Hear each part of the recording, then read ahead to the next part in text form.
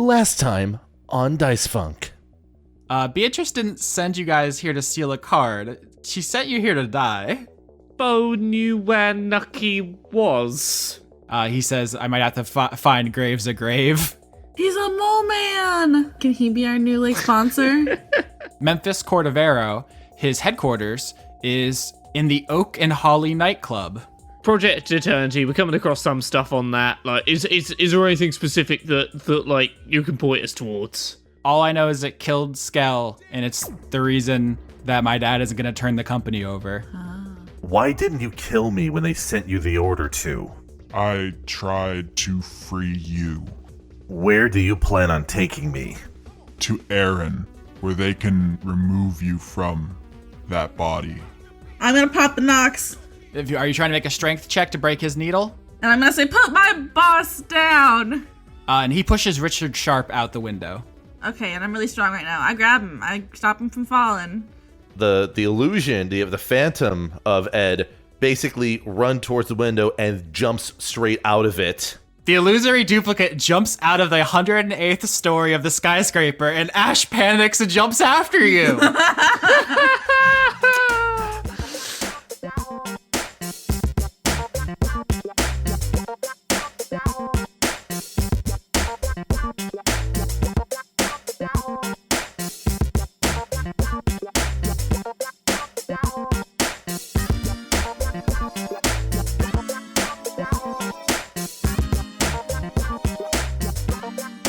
Go, Austin, you managed counting to 3 all by yourself. I'm very proud of you.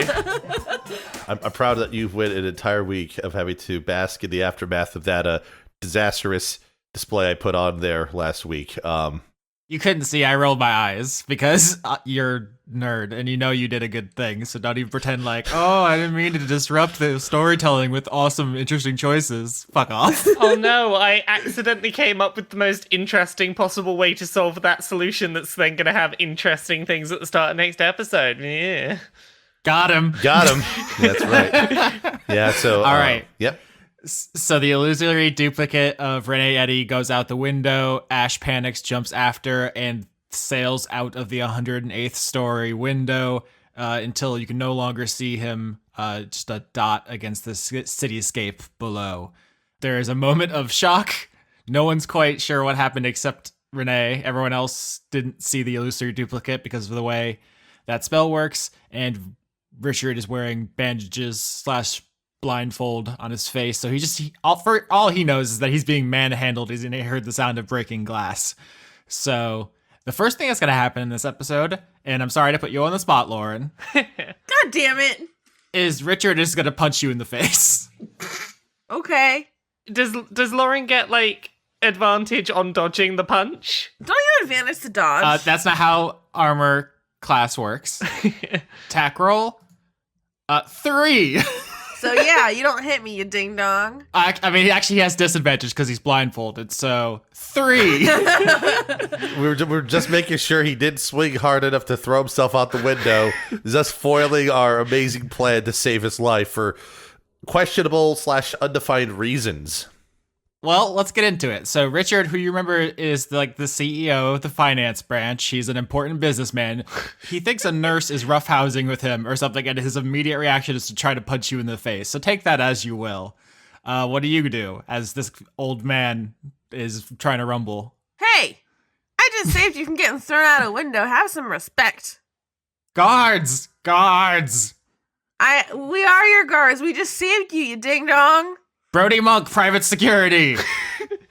Tell him, Brody. Brody Mug Private Security, I did an ocular pat down on this one. She's good. She definitely just saved you, so you're pretty fine. Fuck. I'm going to get a tattoo that says ocular pat down. Could you give me a deception with advantage? Because you've laid groundwork, but let's calm this old man down. Brody's also laying some blood works on the ground too, right? Slowly leaking. 19. Yes, that's very good. Yay. Richard Sharp says, "What happened? Who was that? Was that Bo's roughhousing ne'er-do-wells?" Oh no, it's they do standard drills like this all the time. Really, just make sure your private security is on the toes at all times. But it went through with a flying success. So I'm glad you're not hurt or scared or anything like that. You want some tea? Your booze are all gone. Wait, what? Booze are all gone. What happened to all the booze? Oh, it's the holiday. You don't want to drink on the holiday. So Geez. All right, so Catarina, you're doing this very successful deception while you have 3 holes in your neck. Just to recap, Ash stabbed you, not to kill you, but to draw as much blood as possible, to paint your entire front in a bloody stain to make it look like you were in super big danger so that Rene would surrender. So that's something to take into account with your role playing. Luckily, he can't see you, but you look absolutely ghastly, even if you're not in immediate danger. So that's another thing that's going on in this scene. I like to think I'm staying halfway out the window, so I'm just shooting all the blood out the window. It's like pitching the whole. Oh, that's terrible. It's terrible. What? You're not spouting, but it's it looks bad. So what do you guys do? Quickly, while we're still in the room with the big banking computer, is there any way that we can use that computer to just totally wipe our debts while we're here? So this was brought up in some of the listener discussions over the week, and it's an interesting question. My counter to that is, if I handed you the Bank of America interface right now, could you do that right now in the real world? Because I'm not sure I could. I don't. Or even if you could do it in the short term, could you make it irreversible or not obvious? Mm-hmm. I don't know that none of you are hackers as established in the fiction. I feel like, well, maybe you might be able to do something. It would not be what you really want out of this. Yeah, I think my thinking had been that if we could do it in the short term, then so many banking transactions happen, no one's gonna notice. It's fine. But you make a very good point about I would have no idea how to start with a stock exchange style computer being okay, let's find my alimony payments on this.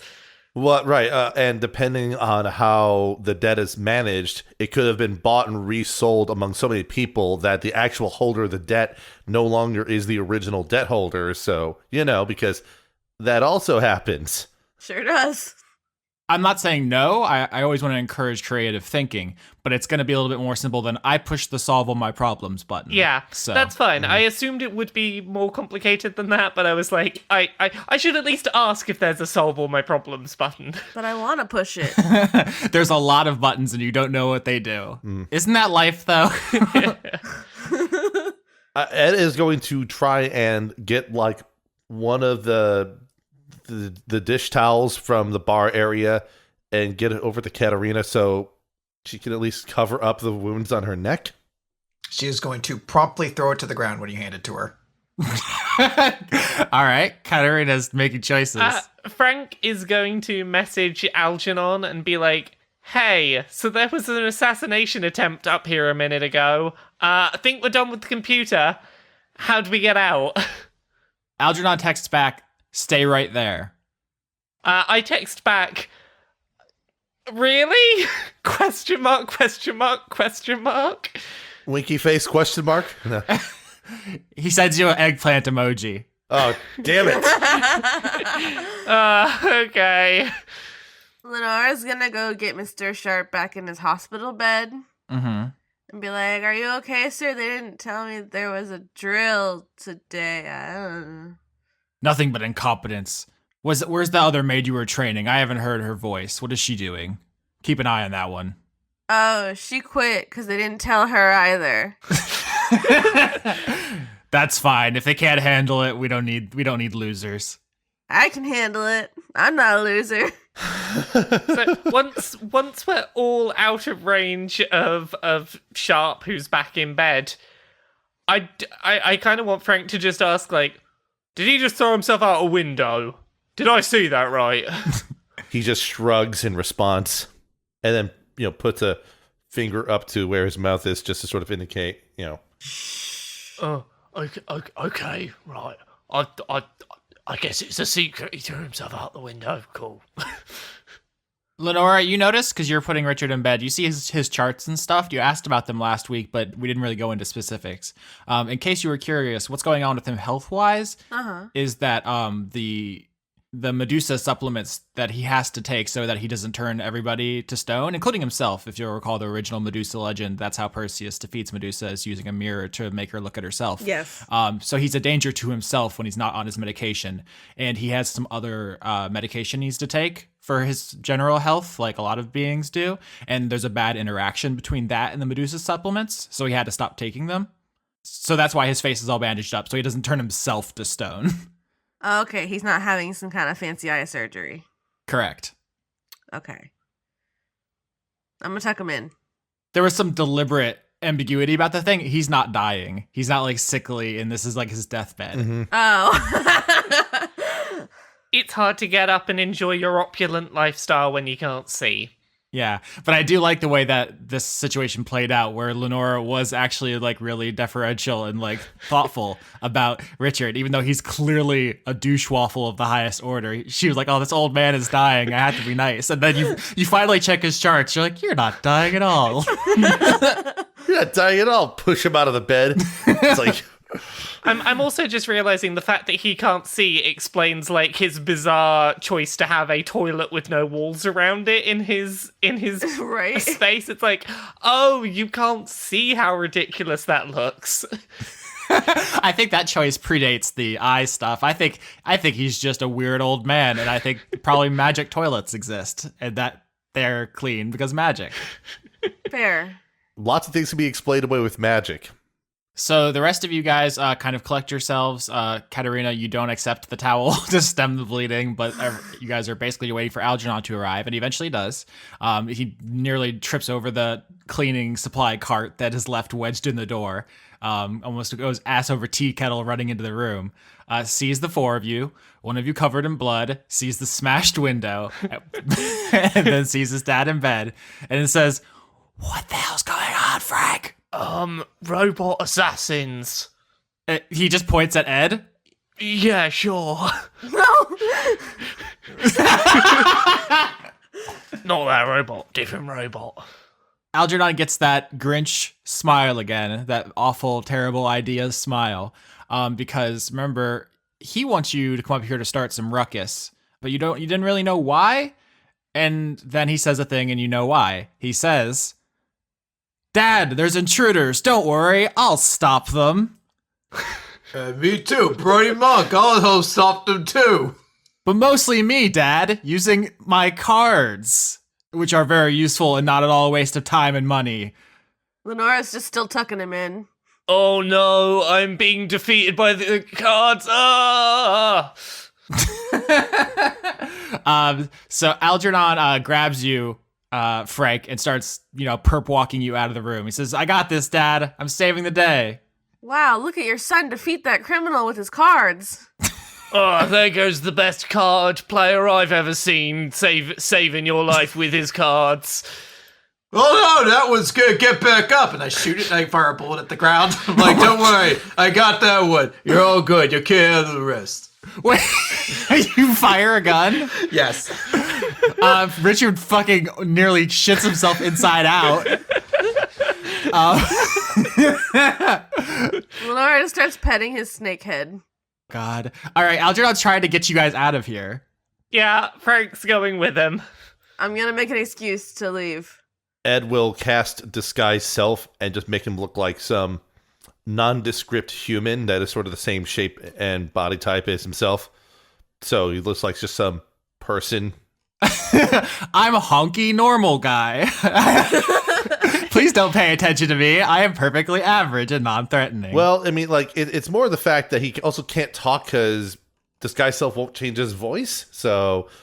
Yeah, I gotta get going, Dick Shop, because there's a counter-terrorism meeting downstairs. They need me there to help lead the council, so you take care of yourself, and remember, you never had any booze. Goodbye.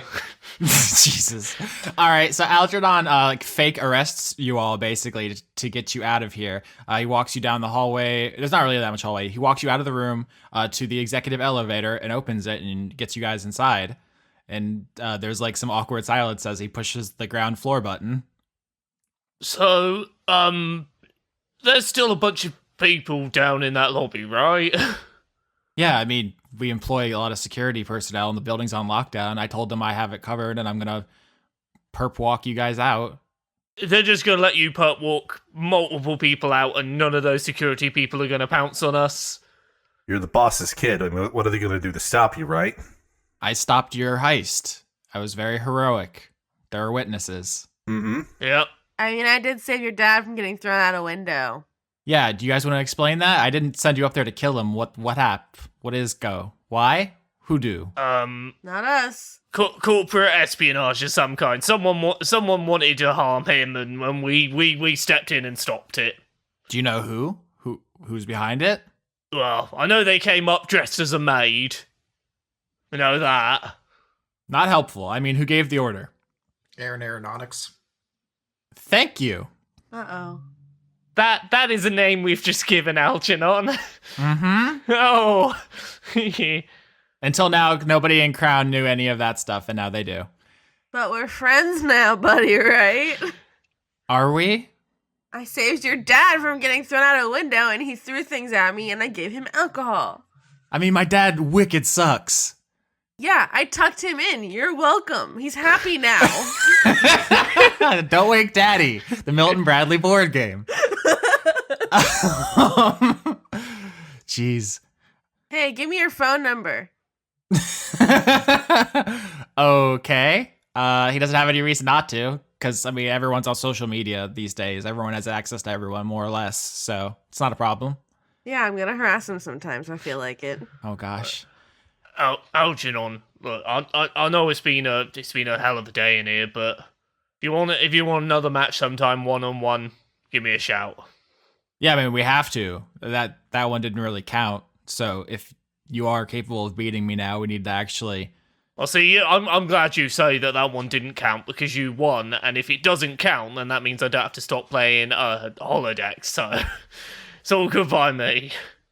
I mean, if you stop playing holodeck, then I can't continue to embarrass you, so that wouldn't really be that much fun. See, is the thing, it's almost like, deep down, somewhere deep inside you, you actually quite enjoy playing card games with me. It's almost like that's the case. Well, yeah, it's no fun to lose, so... Or we're friends. Let's... ease up a little there, Tail. What you gotta say about my tail? It's going bananas right now. Are you okay? Yeah, I'm great. Algernon doesn't know you're super high, and I think maybe this is the first time you, Lenora, are even aware of like how your body is reacting, which is your tail is going on quite a journey. I know exactly what you're talking about. Your tail's just like stroking everyone and everything, just like ooh. Oh, I thought it was like when cats are like in a really attacky mood and their tails just like flopping all over the place. Constantly doing the butt wiggle that signals you're about to pounce.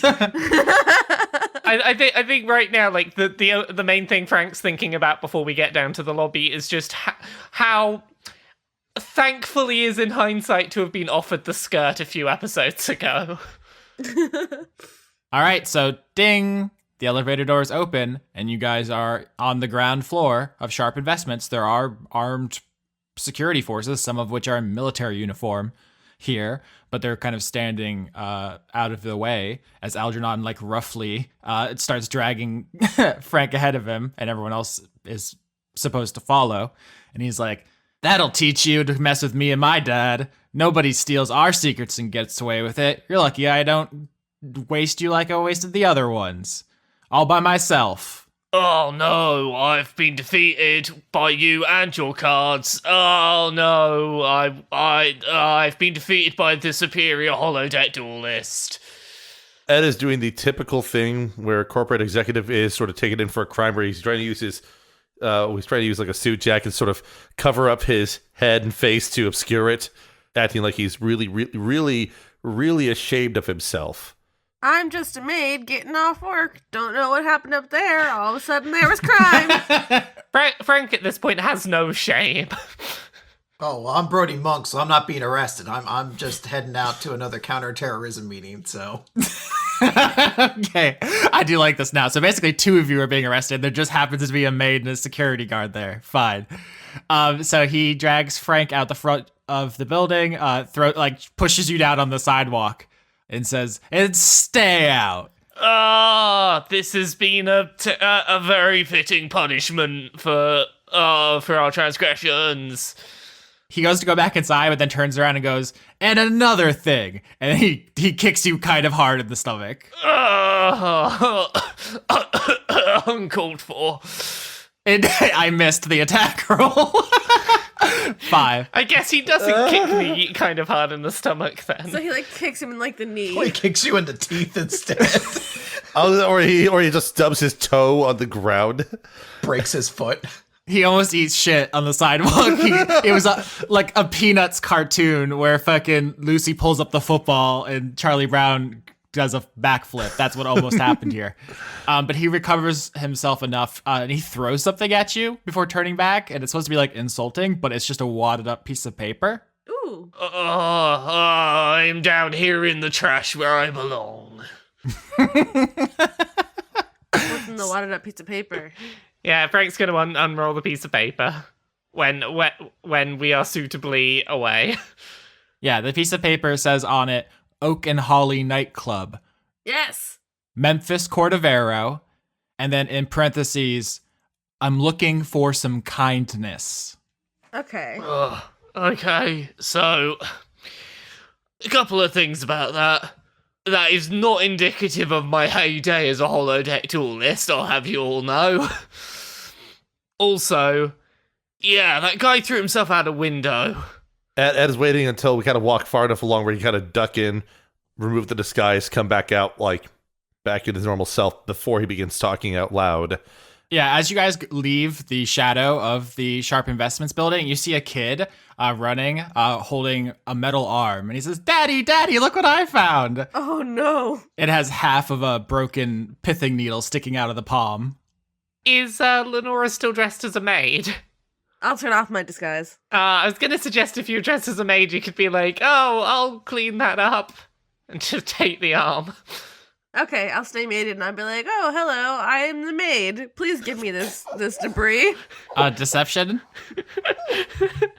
Hello, I am the maid. You get advantage on this deception. Oh, I get advantage on everything. 18. That's good enough to convince a kid that they need to submit to an adult in basic authority. So the kid hands you the arm and says, but I wanted it. It's shiny. I know. You'll get another shiny someday. Just this one's garbage. Oh, I don't like garbage. Yeah, see, you're learning. Where's the rest of this garbage so I can clean it up all by myself? And I just found it over there by the broke car. Good job, kid. Go find your parents now. Stay in school. Eat lots of candy. Yay, candy! Lessons learned. Don't touch trash, but eat plenty of candy. Dad, the cat maid said I could have candy. So here's the thing, like, I'm not too worried about us having this arm because, like, clearly there was already a way for Ash to find Ed. So I don't think having the arm is gonna, like, be the thing that means that Ed gets found. Right. Ed wakes up while it is stasis, and the arm just crawls after him, a la Adam's Family, and just tries to strangle him.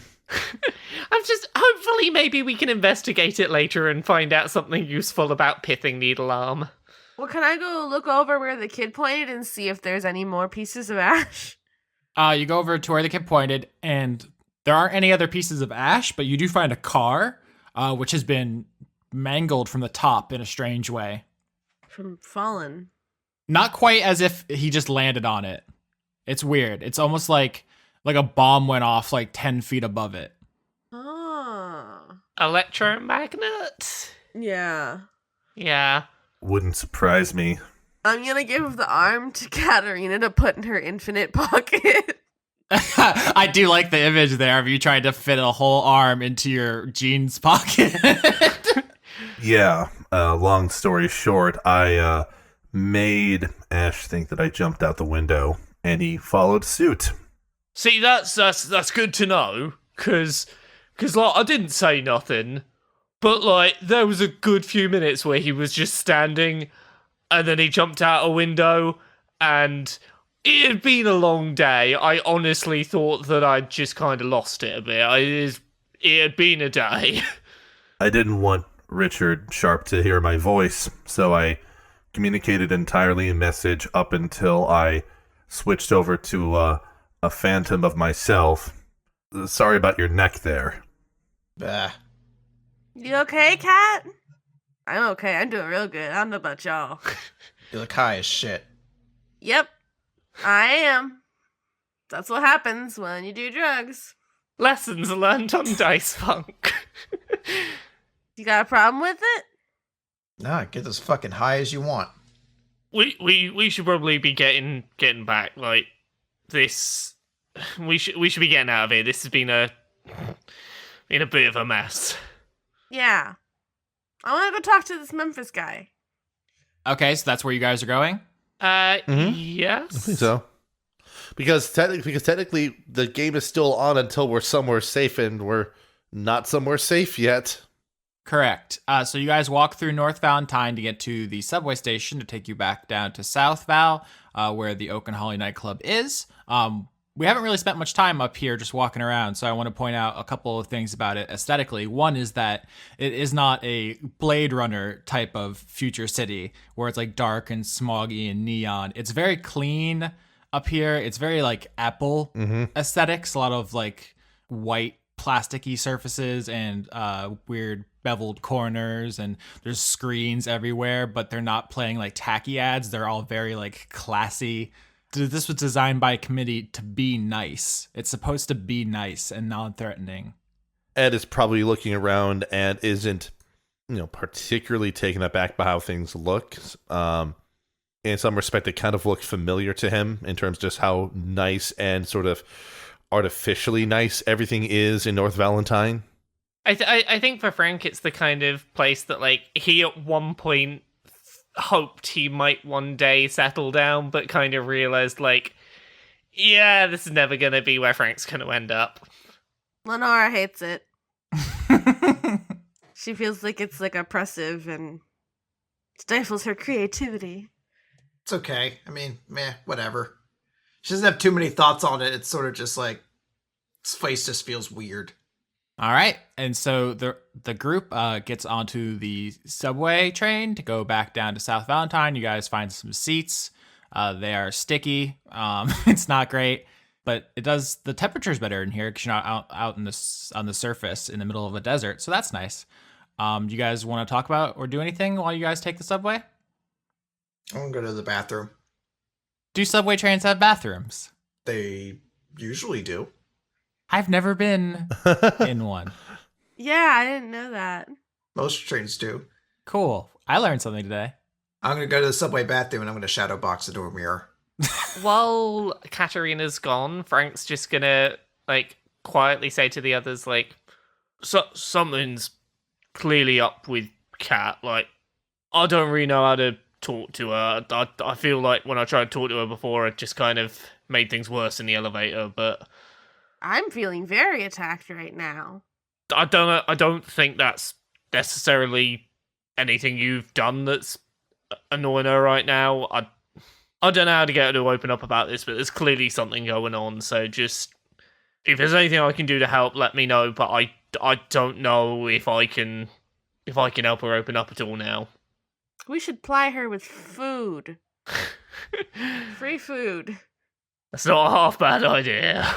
I have a feeling I'm going to be on the hook for at least a month's worth of appetizers at this rate. It's fine, but well, it's ridiculous as it is. Stick it on what I owe. It's all good. All right, so as you guys are having this conversation about getting Catarina to open up by feeding her cheese sticks, the train comes to a stop. Not your stop. The doors open. People start getting on and off, and you notice a drone floats into the train. This isn't like the other ones you've seen so far. It's not just a camera drone that floats around narking on people. It's not like the Butler bot, and it's not like a Droney Maloney. It's something you've never seen before, and it's weird. It's weirdly spiky. It has a lot of angles and corners on it. It's a very strange looking drone, and it floats over to you guys particularly. Oh no. Is there any like model number or anything we can quickly Google? You get up to check the model number, and a blue light shoots out of it, and projects a hologram in front of you. Mm. And that hologram is of an old lizard folk that you immediately recognize as Solomon Luna. Oh, shit. oh, great. We're doomed. Over under on how many people we need to hold hostage to get out of this train without anyone dying. I think 13. 13 is a good number to aim at. So we do. I'm gonna go with a solid 7. Okay, so you're going under on that. Okay. Less is more. I'm just thinking I'll like mirror image and be like, there's 3 of me now. Which one do you go to arrest? Ah! The Solomon Luna hologram announces to the train, "Passengers, if you check your bank accounts, you will see that I have deposited 500 gold into your account. In recognition of your assistance in this matter, please exit the train immediately. If you follow these directions, an additional 1,000 gold will be deposited into your account for your cooperation. Thank you." And everyone starts looking around and like, "Oh, cool, money." And they start getting off the train. Frank's gonna go to start walking off the train because he could really use 1,500 gold. The drone floats over to block your path, and Luna says, "You did not check your bank account, did you, duelist?" I will check it now and expect to see 500 gold. Unfortunately, I have not extended the offer to you. Didn't think you would have. If you would kindly retake your seat, I believe we have business. No, we don't. The drone floats over to the seat across from you guys, and as the last people get off the train, the doors close and lock, and the train does not start moving again. Catarina still is in the bathroom, shadowboxing in the mirror. I'm actually, I want to, while she's finished shadowboxing for a moment, and she's taking out her phone, and she's going to send a text message to Graves. Oh. And it's just going to say, "You might be in some trouble, and I'd like to help. Meet me at the Oak and Holly later tonight. Solomon's gonna fuck you." That could be taken 2 very different ways. Graves sends back the Drew Scanlon blinking white guy gif. She's gonna try to type back metaphorically, but it gets really butchered. Autocorrect can't help her. You need something going right to help out there first. Yeah. So you're struggling trying to figure out how to spell metaphorically. He did get the message, but I don't know how he would respond in words. So he basically just starts sending you gifs of people with confused faces. Back with Solomon Luna's hologram being projected from this weird spiky drone, he says, "So, you have successfully beaten the odds in another operation. Well done." I feel like you're fucking with us. We definitely did the thing that we intended to do. Yep. I will cut to the chase. I have an offer for you. What kind of offer are we talking? Work for me. Why? You are good at what you do, and I pay better than anyone else.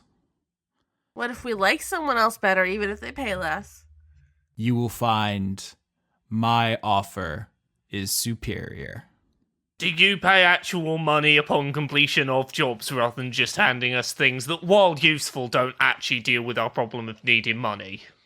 I pay what people are worth. Is that money? I believe everyone has the freedom and the opportunity to achieve in life. If you deserve it, you will prosper. That is what I believe.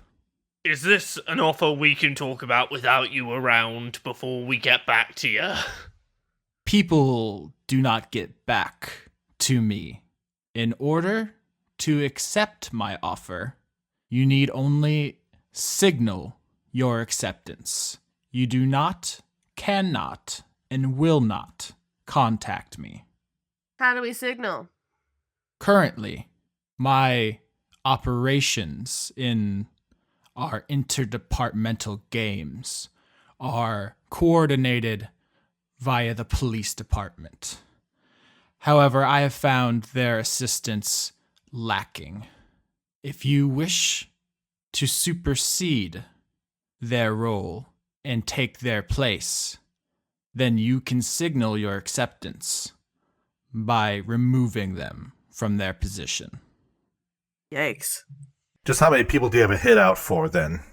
I do not require anything so crude as hits. People naturally do what is best for them, and I offer many things that are good for people. Nature takes its course. You do not have to do anything that you do not want to do. That is the freedom I believe in. We'll sleep on it. It is optimistic to think that you will get to sleep again. It's an expression. Fortunately, just as a point of correction, you know that like my kind doesn't actually sleep, so I mean that's not surprising. Also, the whole you're never gonna sleep again thing. That's not a good way to make someone think that it's a good idea to join you. Just never sleeping again is not a good sales pitch. Spare me your lectures on ethics and philosophy. If I recall correctly, you and your group ended scores of lives just last week. Do you have any idea what kind of impact that has wrought on your own communities? I don't know. Suddenly I can't hear. Not only have you shattered 50 families, but the police department has had to hire many additional replacements. That is quite expensive. Where does that money come from? How does the police department pay for operations? Do you know? No. But if you're worried about paying for it, why don't you help pay for it if you're so worried? You have enough money. If the police department is to justify its existence, it must profit. It does so via civil forfeiture. Oh, this is where you arrest someone and take their stuff, and that stuff is the police's now, and that's how they get their money. Yes, and now you have forced the police department to restaff at an unprecedented speed. You have, in essence, stolen from your own communities in great force. So do not lecture me on ethics. Listen, I said I'll think about it. I know a lie when I hear it. We in North Valentine have a saying. In order to be civilized, one must tell civil lies. Oh my god. First of all, that's pretentious as hell, and second of all, we will think about it, but right now we're having some intergroup drama, so it would be preferential to have a conversation that's not overseen by a hologram. Literally, we need 10 minutes to sort our shit out. That's the deal we've got going on right now. This drone will depart if it makes you uncomfortable, but do not think that you are not seen. I see everything you do. That is why I'm here. I have seen your performance, and I desire your skills and labor. I don't know, something you've said during our conversation gives me the impression you don't see everything we do. There are things that you clearly are not quite up to speed on. You like to give your sanctimonious speech here, but you're clearly not as all-seeing as you're trying to imply. So just let us talk out our shit for 10 minutes, and we'll get back to you. More than 10 minutes. It's hypothetical 10 minutes. Let us talk our shit out before we, get back to you. How you spend your time is of no interest to me. I will leave if you desire to accept my offer. Take the position from the man who has it. If not, you know how the system works. So, good day. Bye. And the hologram switches off and the drone floats out as the doors unlock and open. As the drone is floating out, Frank's just going to shout, if you wanted us to work for you, giving us the 1,500 gold you gave everyone else might have been a nice start. This is actually really funny because I had no idea that Catarina wasn't going to be there for this. Like, Chris and I didn't plan that or anything, and I was absolutely going to have him like offer like significant financial stuff that I think Catarina might be in the headspace to take. So the fact that she wasn't there is very interesting and it's kind of serendipitous. But the train starts moving again. I don't know about you guys, but I want to go see Memphis. I think he sounds more fun. And not just because he works at my nightclub. I get the feeling that going with Solomon is not going to be a smart idea. That does not seem like the kind of person that long term, well, he's already selling out his police force in order for us to replace them. That does not sound like a stable position of employment. But like we need to talk to Kat as well. Just in case there's any confusion, he's not saying you guys replace the whole police force. He's saying if you want Graves' job, kill Graves. Kill Graves. Well, that's the point. Is like it's if we want to take that position, he's telling us to basically replace the current people who are working for him. And it's like, I don't know about you guys, but I'm not here to kill anybody today. I've seen others like this. They care about results, and as long as you get results, you're still useful. And as soon as you stop getting results, well, you're no longer useful, and that seems to be the case here. Also, I have no idea if you lot caught it. He's clearly not as omnipotent as he was trying to make out, because a lot of talk about us and the people we killed. Yeah, there are a lot of things that I am. I'm a druggie and I'm a thief, but I am no murderer. Yeah, he's clearly making us an offer based on incomplete information. His whole, I'll be able to see everything you talk about if I go is... Information does not need to be complete to be useful as leverage, as long as we keep the ruse up about what actually happened. Have we got... Is Kat just staying in the bathroom still, or...? She can come out eventually. I assume eventually she's like, is the train broken or what's up? Yeah, the train is weirdly empty except for your friends. The chain break? We tell her what happened. Nice. So we didn't get the 1,500 is what you're saying. No. No, trust me, I did ask. I don't want to work for him. I think he's a piece of shit. Harsh language. Here's the thing, if I honestly thought that there was money on the table and that I could leave quick and be clean done with him, I'd take it, but he walked to the deal table with money for everyone but us. B, he's offering us a deal where he's telling us to replace the people who were previously important to him. That doesn't sound like we're going to be particularly stable. As soon as he finds someone better, he'll replace us. That's not going to be good for us. And then he seems to really want to imply a level of control over us that worries me about us ever getting out of that situation. I've got bad feelings about his offer. Plus, can't you imagine how insulted he would be if we went to the one member that they're always leaving out instead of him? Oh, that would be pretty tasty. I don't know. What are you thinking, Kat? I mean, he's probably just gonna fuck us over the same way B did, so why bother going with him?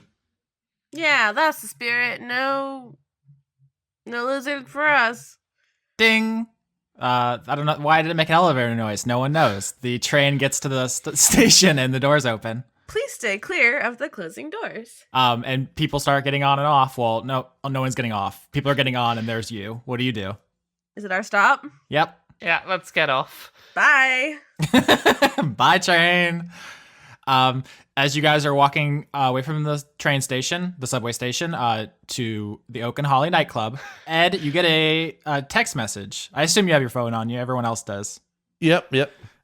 It's from Marshall Kennedy, and it says, I think Ash is coming for you. Is it because he threw him out a window? He said, I just woke up and I just saw the GPS. I think you might be in trouble. Oh, because we have his arm. Ed will reply, had a run-in at the top of a tower. Ash jumped off, lost an arm. We're currently carrying it. Kennedy responds, okay, cool, nice, good, sweet, dope, chill. But Ed will message his thanks to Kennedy. That's definitely not the last we're going to see of him, which makes me worried, but... See, here's the thing. I'm not too worried because, Ash, he's armless. He's unarmed.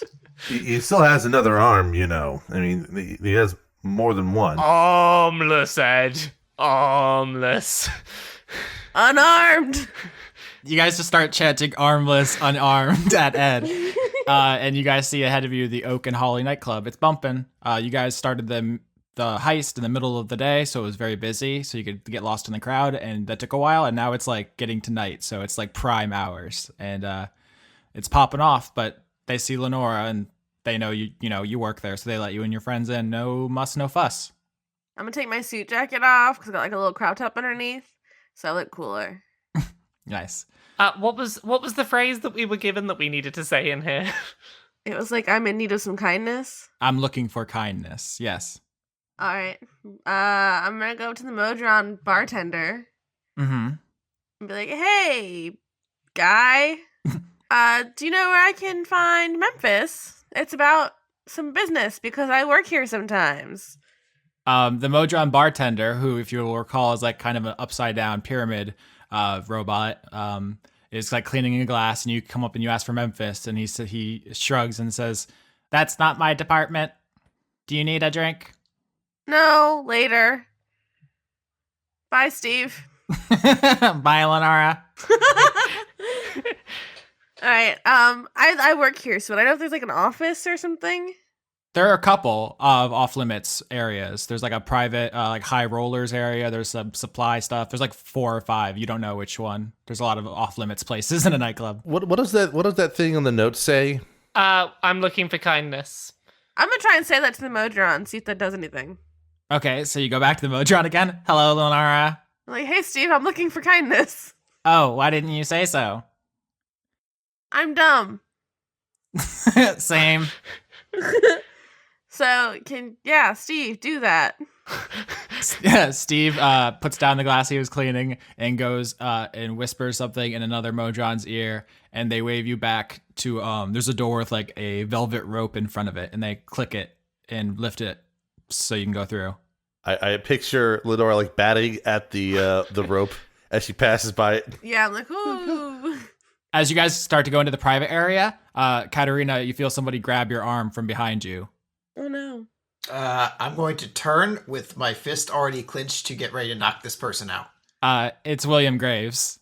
You didn't bite him there. You still have the grenade. Don't hit me. I got your text. Ow. Oh. Hey, you mind waiting a quick second here? I got a meeting I gotta take real quick. I mean, I got stuff to do, dude. I gotta finish making dinner. I gotta tuck my kids in. What do you want? Oh, I feel like you should have waited till you tucked your kids in before you came out here for this. What does that mean? You just texted me saying someone's gonna fuck me. What? Is this what the kids are doing? Is this your generation's you up? What's happening? I don't even know what this generation does. I don't have like data plans on this, okay? Yeah, you don't seem like you're the one who has plans. What do you want? Go tuck your fucking kids in and come back here. I got a meeting to take. No. All right, fine. And I'll say to everyone else, like, go on ahead. I gotta talk some stuff out first. Okay, 2 thumbs up. I give her a thumbs up. Okay, just remember, if you gotta sock him, don't do it on the side that's got the metal plate on it. Graves leads you over to a table, Catarina. And the first thing he says as he sits down is like, so this is about giving me back my gun, right? Oh, yeah, absolutely, totally. No, you stupid fucking dickhead. It's not about giving you back your gun. It's about trying to save your life. I'd rather have my gun, but go on.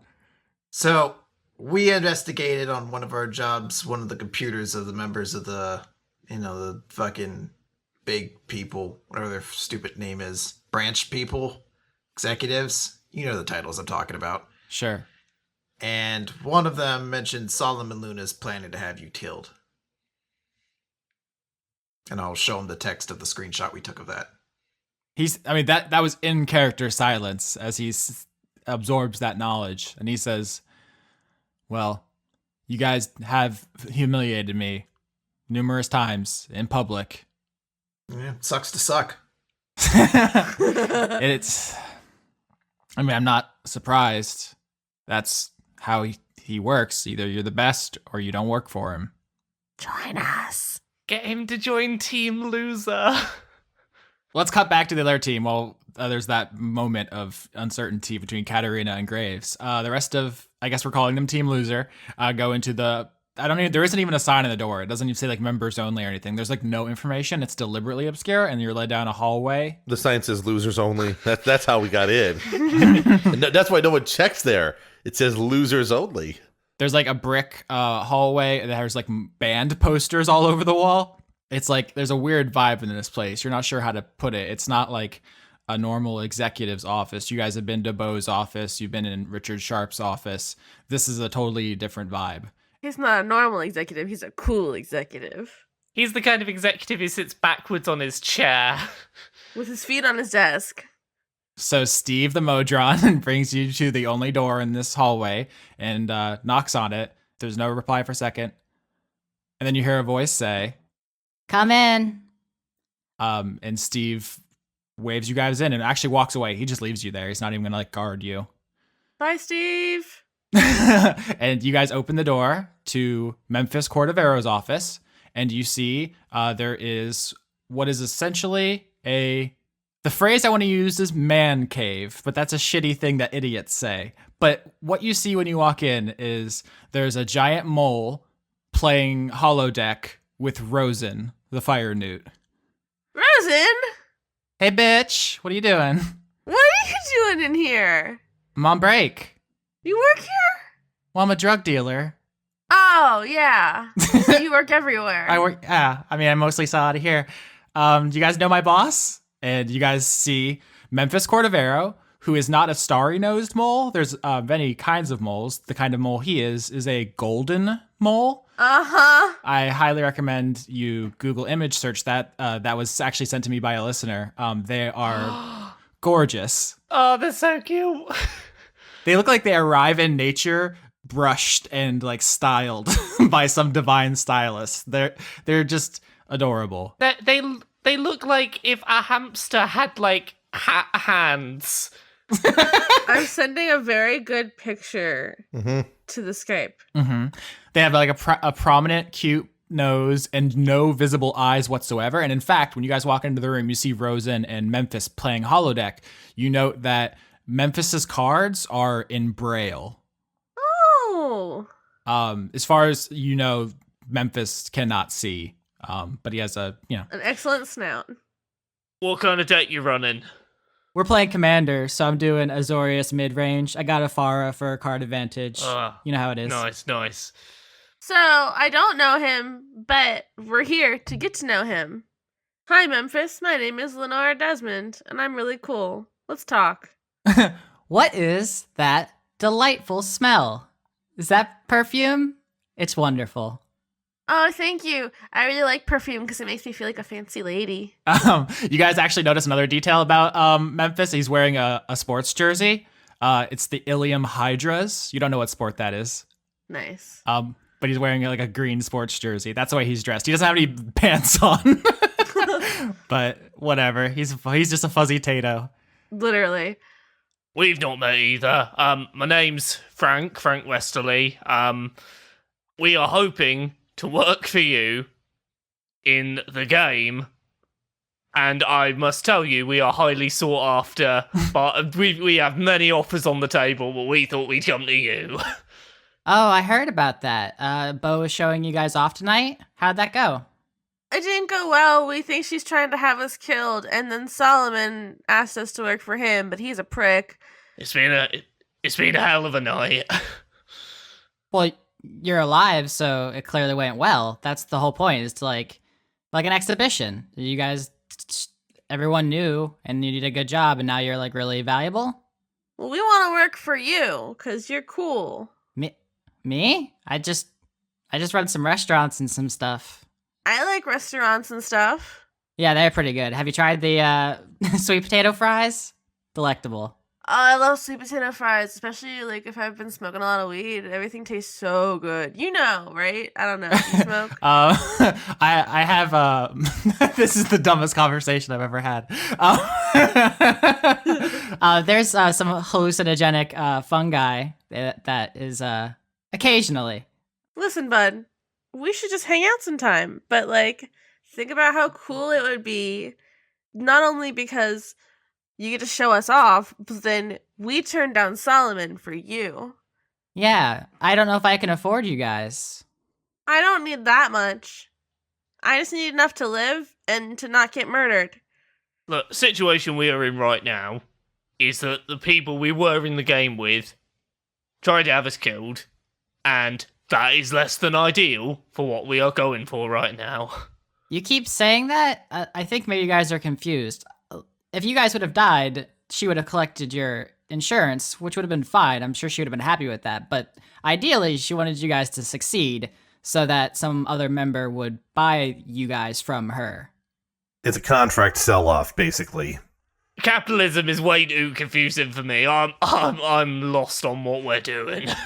Basically, there is a value in our heads as assets, and Bo was looking to raise our value by putting us in a seemingly high-stakes situation that was actually safe for everyone involved, thereby making us look more impressive before selling us off to the highest bidder, who would have easily been Solomon. So we are basically human property right now, that's what you're saying. It's the game. Ugh. Memphis, I have an idea. Cool. Do you know how to sell stolen computers? I'm not in the computer game. What is it? Is it because I'm a mole? We're all criminals? No, it's because you're like a fancy boy, like the other fancy people, and they seem to know how to do all the stuff. I assumed that you were just like powerful and like stuff too, and like you work at a cool nightclub. This is a really cool nightclub, or you own it, and like you know Rosen, so obviously you're cool. Thanks, girl. Yeah. Memphis says, That's very thoughtful. I appreciate all of your high opinions of me. I gotta be honest though, I'm kind of new at this. I'm not from Valentine. A lot of us being moles moved here because it's one of the nicest underground cities in the world. One of the, a lot of opportunity and freedom and stuff. But my success has been largely because of the community around me. We have a really strong union. We have a lot of solidarity. I don't want to big myself up here. It's a team effort here. Also, like 40% of my operations are owned by, what are they called? Rosen, what is it? Buttery something? Buttery spirits! Yeah, we got a big investment from those elf guys. That helped a lot. It super pissed off Solomon. It was hilarious. See? Memphis, it's a match made in heaven. Memphis Buttery Spirits are my patron. They give me magic and I do music for them. So you already kind of work for me. Yeah, exactly. It's just more. All right. I don't have anything planned right now. I'll have to look into it. I was mostly planning on playing cards all night, eating a bunch of mealworms, and then streaming television in bed. So I'm not. Let's all have a sleepover. Okay. I think maybe you should sleep at your own house, but then we'll meet back up in a little bit and we'll see what we can do to give you guys some direction. Okay, but we're safe now, right? Well, I think technically our safety was always guaranteed because, as implied here, this entire us being threatened to be killed was a little more than a way to raise our stock. Presumably, if you guys turned down Solomon and didn't have a backup plan, Bo could have pulled support, and then you guys would have been boned. But Right. You happened to do a good job searching the computer and befriending Algernon. That's the only reason you guys even know Memphis exists. Yep. So you guys earned that. Yay. We appreciate the opportunity here, and hopefully we can be useful assets for you.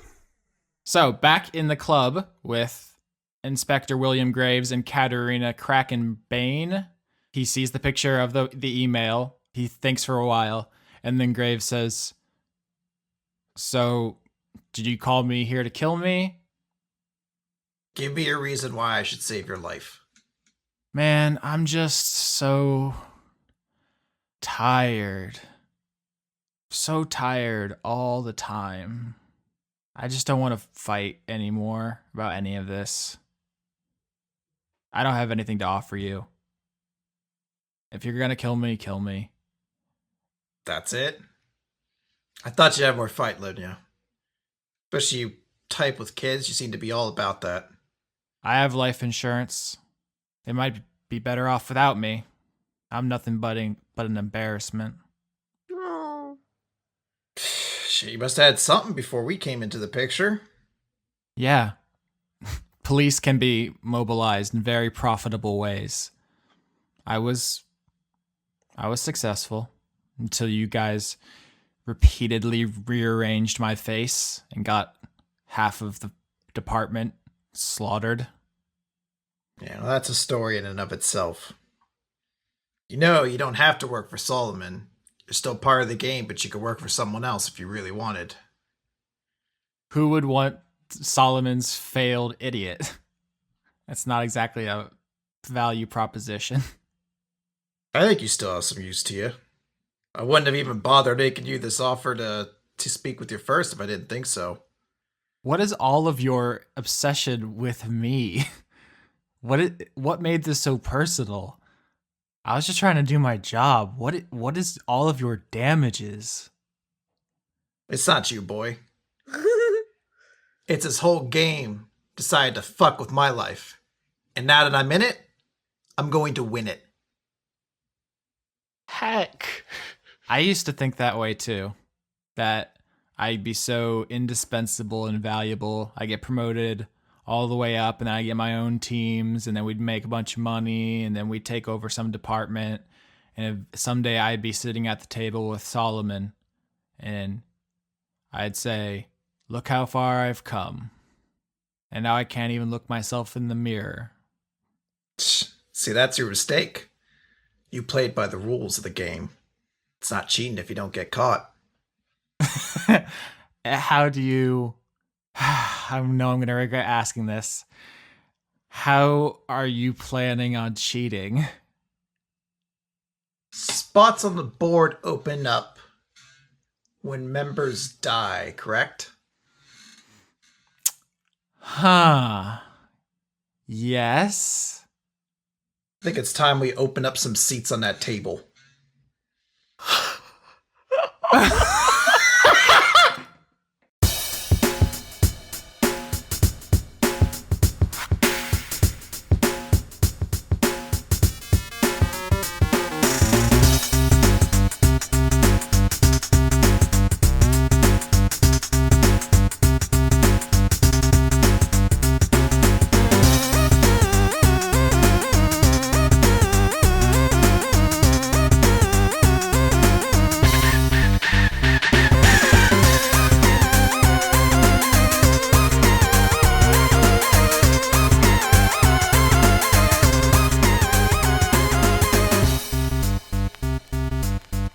Hey y'all.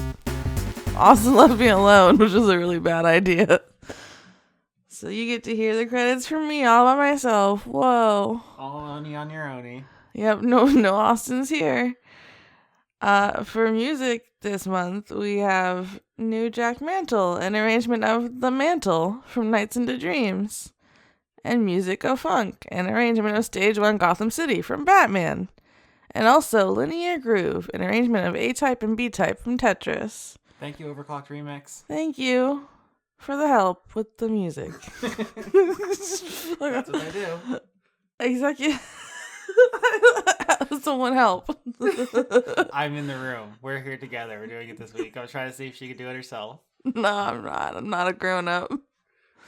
All right, executive producers for the month of March for 2018 are X Dolores, Kirstine Haslinger, Joseph Tombrello, Jade, Arna Helgadotir, Brent, The Cult of Gorfanax, Devin Smith, Paul Mullen, Dr. Goatman, Toshiro Kuro, Andrew Grothin, Levi the Young, Kevin Dobbins. Morgan Rapp, Wait, you skipped on.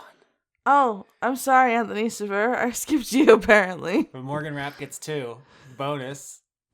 Jana Helver? Jana? I can't do this one. Help. Joji Asmir? You did it. I think. Yeah, you get through the next one. Douglas Williamson. Dr. 101. The Most Wise Guru. Z23619. Quench the Void. That's the quenchiest. Tim Doubleman. VZ Huggles. Jay Logan. The cast of Dungeons the Gathering. Madison Lilith McKenzie. Notorious Stoltz. I'm just yelling at the back of your head. I'm standing behind you, just screaming. I hope it's loud enough. Yeah. Oops. Victoria Melito. Scotty Vilhard. Aline. Mazjin. Criterion. Ren. Einar Johansson. Carter Rayner. Major Tem. Matthew B. Hare. Jorgen Indie Monster Winewick Ford. Joy Fox. Razumi Yazura. Albert West. Ken Firstel. Eleanor Nonante sees Periton. Scott Cummings. They say Ken Fursel. You're scrolling fast. Did I miss Ken Firstel? I hope not Ken Fursel. I thought I said it. I don't know. You shouldn't have left me in charge. Scott Cummings, did we say? I said that. Now we said it more. Starlight Glimmer did nothing wrong. Jew-Man Jack. Mel Teach. Arjun de Koning. Grimlock. John Potts. Dawson Parr. You have some kind of scrolling illness. Fuck off. Everyone yell at Austin. He's being mean. Noah Sudret. Zephosaurus. Elderly Goose. Salad Child. Sarah Stone. Thorsten Gross. Caster UK. Aki Savalainen. The Paladin's Wife. Florian H. Precious, Rocky, and Bella. Parentheses, Kitty Cats. Hi, kitty cats. Junk 2.0. The Hadsels. Dominic Bowden. Melissa Nielsen. Dawn. Eugene T. Connor Reynolds. Pruitt Holcomb. Artemis BJJ. Brazilian Jiu Jitsu in Bristol. Francois V. Shanus. Dennis Pancake Detlefson. Miko from Finland. Dennis Bankston. Josh Mosier. Indigo Van Dane. Allison Ansel. Sydney Marzing. Just the Jester. Savard Akrasimova. Brady Warner. Kitty Foe. James Neely. Marissa Donaldson. M. Joe. Lana Seawolf. Toby Gleason's Attack. Matthew Weber. Melissa Booker. Cameron Abbas. Dylan. Anna Stulfar. Sean, the host of Funk Dunk Plays. Harrison Andrew. Christopher Charlow. Jorit. Vega Arnstein. August Rue. You missed Cody Jackson. No, I didn't. Cody Jackson knows what he did. I'm sorry, Cody. Austin can't handle my scrolling. She's doing it like it's some kind of fucking challenge. I'm just trying to do it helpful. Thank you. Fuck off. What else do we say during this part? Patreon.com/Austin Yorsky. Yeah. That's me. I was going to say, we usually thank the cats. I forgot about the self-promotion. No, we sketches at bandcamp.sketch.bandcamp.sketch. Just keep putting sketch in Bandcamp and dots. You'll figure it out. Weekly manga recap. Yeah, that's Chris. He does stuff. Mm-hmm. Laura's Laura K. Buzz everywhere. Also, kotaku.co.uk. But UK, not regular one. Yeah, don't go to the other one. Jason Schreier is there. Who knows what he's up to? Who's that? He works at Kotaku. Oh. That wasn't Do you know him? That wasn't like a deep lore joke. You're just like, I know his name. I'll burn this guy. Got him.